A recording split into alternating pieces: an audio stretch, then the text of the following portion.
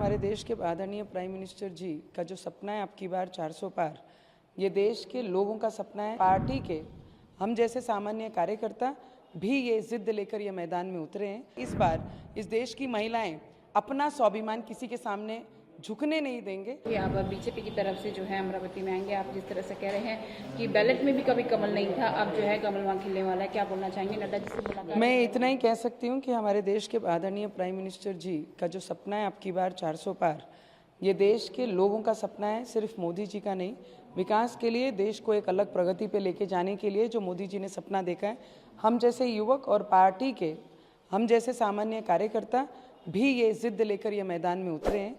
और उसी के लिए आज मैं आशीर्वाद लेने आई थी और नड्डा साहब का भी आशीर्वाद लिया, अमित शाह जी का जो हमारे नेता हैं उनका भी आशीर्वाद लिया। और इस मैदान में उतरने के लिए उन्होंने सिर्फ ये कहा कि जिद से अपनी लड़ाई लड़ो, हम सब साथ में हैं और लोगों की सेवा करते रहो। और एक सैनिक की बेटी हूँ तो सेवा तो ये मेरे खून में है, क्योंकि मैदान में उतरी हूँ तो पूरी निष्ठा से, पूरे दिल से, मन से और बहुत मेहनत करके ये मैदान को ज़रूर फतेह करेंगे। कि कांग्रेस पार्टी ने ना ही 33% आरक्षण की कभी बात की थी, बात की भी तो कभी उसे पूरा करने का एक मार्ग भी नहीं कभी दिखाया और ना ही उसे कर पाई।